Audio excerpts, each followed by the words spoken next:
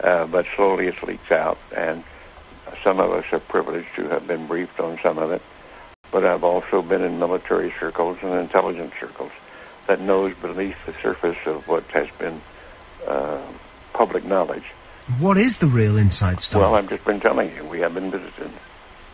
Are we in regular contact, or was it a one-off crash, or...? Well, no, there's quite a bit of contact going on.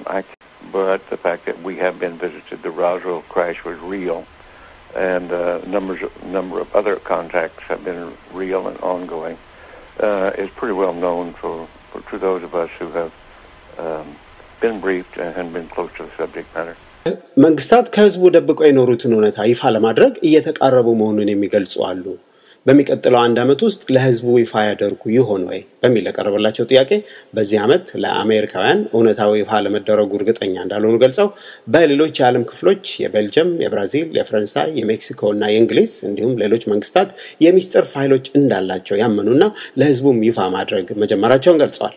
ስለውጭ ዓለማት ፍጡራን ህዝቡ ያለው ግንዛቤ እየጨመረ መምጣቱና የተቀባዩ ቁጥር ማደጉ በግልጽም ይሁን በስውር እውነታውን ለመደበቅ ይደረግ የነበረው ጥረት በአሁኑ ወቅት እየቀነሰ መምጣቱ ተደብቆ የኖረውን እውነት ለህዝብ ይፋ ወደ ማድረግ እያመራ ለመሆኑ አመላካች ሲሆን አንዳንድ ማህበራትም በዚህ ዙሪያ እንቅስቃሴ ያደረጉ በሚል ጠፈርተኛውና ሳይንቲስቱ ዶክተር ሚቸል አስተያየታቸውን ደምድመዋል። I don't know whether it will be this year in the United States, but certainly we've already had it in the last few years from the Belgian government, the French government, the Brazilian government, the Mexican government. They've opened their files and admitted that they had the files. Certainly the public awareness of it is increasing. The public acceptance is increasing. The amount of misinformation and covert and attempts to cover up seem to be decreasing. I think we're headed toward real disclosure, and some very serious organizations moving in that direction.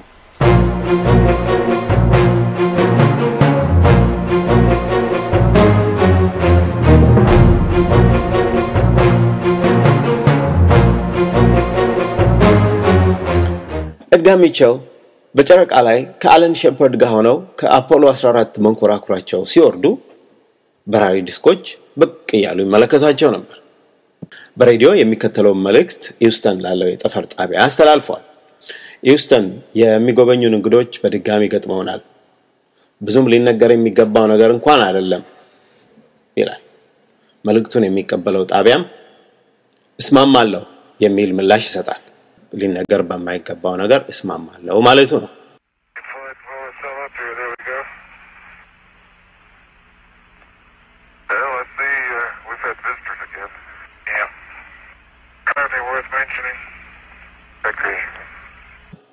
ስለ በራሪ ዲስኮች ታዋቂው ጠፈረተኛ ጎርደን ኩፐርም ገጠመኞቻቸውን ይገልጻሉ።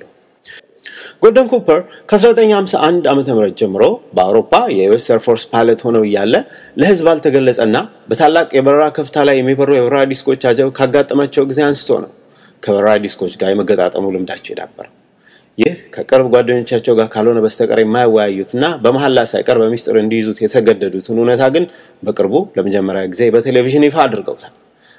በራሪ ዲስኮቹ ከሌሎች ዓለማት የሚመጡ ፍጡራን የሚያበሯቸው በቴክኖሎጂ ደረጃ እጅግ የመጠቁ መሆናቸውን ገልጸው ሁኔታውን በጥሞና እንዲያጠና የሚያሳስብ ደብዳቤ ለተባበሩት መንግስታት ድርጅትም መጻፋቸውን ገልጸዋል። But there is another side to Cooper's lifetime in aviation. One that for years he would only discuss with close friends until now. It involves his personal encounters with UFOs. For him, it began in 1951 while flying in Europe for the US Air Force. There, Cooper and other pilots witnessed an incident that has never been officially explained. A vast armada of UFOs flying in formation at extremely high altitudes. Recently, Yolanda Gaskin spoke with Gordon Cooper. In this exclusive interview, Colonel Cooper spoke for the first time on television about his encounters with UFOs. I've read about this incident you had in 1951, and you said you saw literally hundreds of unidentifiable flying objects. Yes, they were flying quite high. How high we couldn't tell because we couldn't get anywhere near their altitude. But they were either very large craft way up or smaller craft still well above what we could get to. For a day and a half, all of this happened. But then no one wanted to talk about it. Well, we sent a report forward on it, and the answer that finally came back months later was they were probably high-flying seed pods, which didn't sound very logical. There are always a lot of excuses. There's always weather balloons. I've heard that one before. Oh, yeah. In 1951, you couldn't even get close to the things that were flying overhead. You or anyone else that was flying. They were faster, higher. 6 years later, Cooper again encountered a UFO. This one definitely was not a weather balloon. While supervising flight testing in Edwards Air Force Base, his military camera crew actually filmed an unidentified saucer-shaped object landing near the site.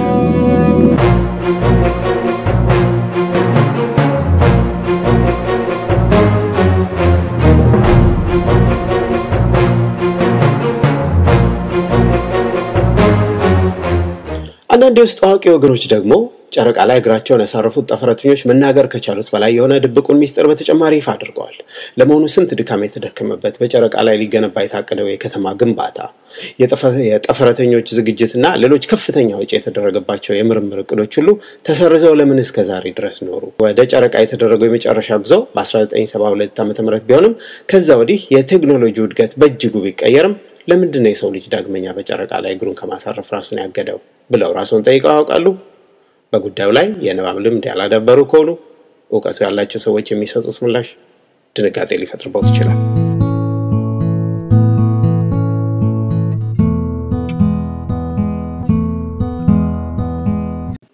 የአፖሎ 11 የኮሚኒኬሽን ሲስተምስ የሰሩትና የናሳን የሚስጥር ኬላዎች ሁሉ ያለ ችግር የማለፉ ፈቃዱ የነበራቸው ሞሪስ ሻተላን እንደሚሉት ኒል አርምስትሮንግ በአፖሎ 11 የመጀመሪያው የጨረቃ ጉዞ ወቅት የጠበቃቸው የበራሪ ዲስኮች አጀብ ብቻ አልነበረም።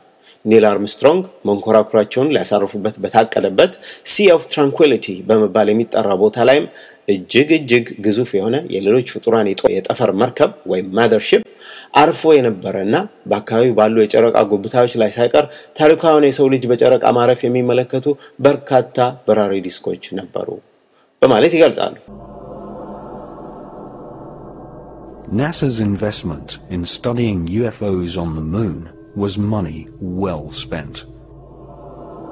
2 ex-NASA mission specialists exposed in the 1970s that NASA astronauts had informed mission control that they had seen alien spaceships on the lunar surface.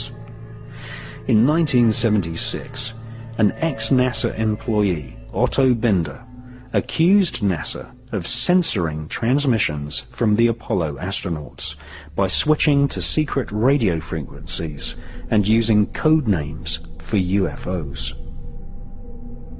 Otto Binder claimed that he had heard an Apollo astronaut tell Mission Control that there were huge alien spaceships parked on the lunar surface, right in the middle of the Sea of Tranquility, which had been chosen as the landing site for Apollo 11.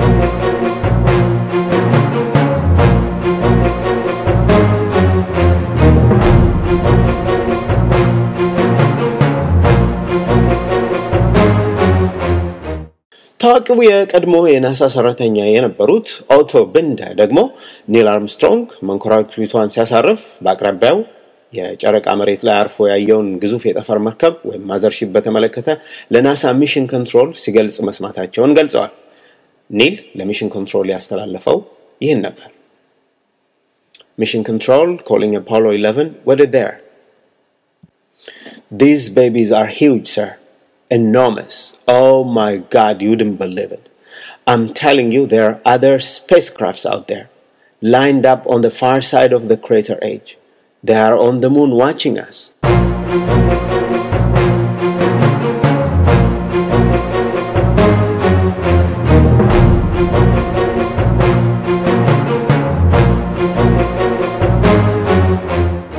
የአፖሎ 11 የሬዲዮና የራዳር መገናኛዎችን የሰሩት ሞሮካዊው የናሳ ሳይንቲስት ሞሪስ ሻተላን በ1978 Our Cosmic Ancestors በሚል ባሳተሙት መጽሐፍ ኒል አርምስትሮንግ ታሪካዊ በሆነው የጨረቃ እርምጃ ወቅት ሁሉ በራሪ ዲስኮች ቀረብ ብሎ ያንዣብቡ ነበር ብለዋል።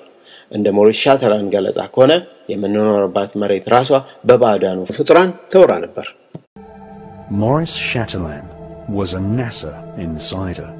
He invented many of the radio and radar communication systems for the Apollo missions. He had 11 patents awarded for his inventions and had a high-level NASA security clearance, able to talk freely with senior NASA officials. In his book, he quoted radio transmissions between Apollo astronauts and mission control.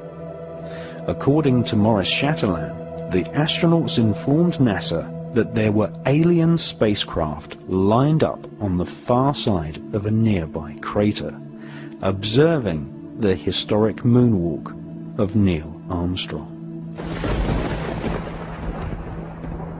During his time working on the Apollo space program, Chatelain learnt that aliens not only exist, but that they have had a major role in shaping civilization. The title of Maurice Chatelain's book proves he was in no doubt that aliens had invaded planet Earth in the past.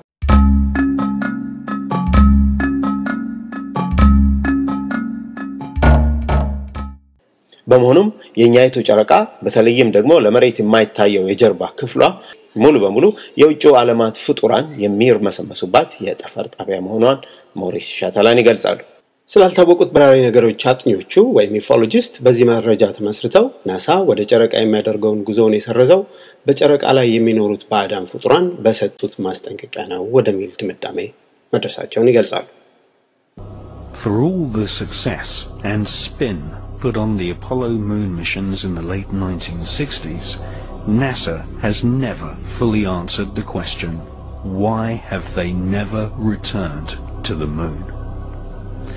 Some ex-NASA employees know the answer, and that is that the moon is crawling with aliens, and that NASA astronauts confirmed this in the 1970s, leading many UFO researchers to conclude that NASA had been warned off ever returning to the lunar surface.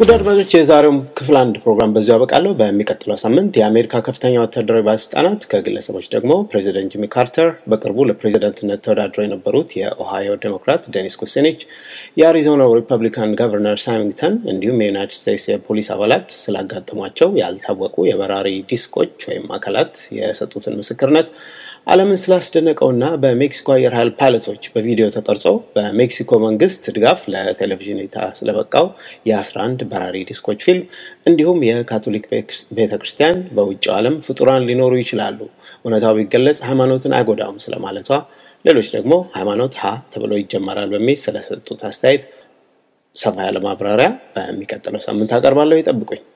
የፕሮግራም አዘጋጅና አቅራቢ አያልክበት ፋንታዬ ወይም አሌክስ ነኝ። በቀሪው ሰዓት ሙዚቃ ልጋብዛችሁ።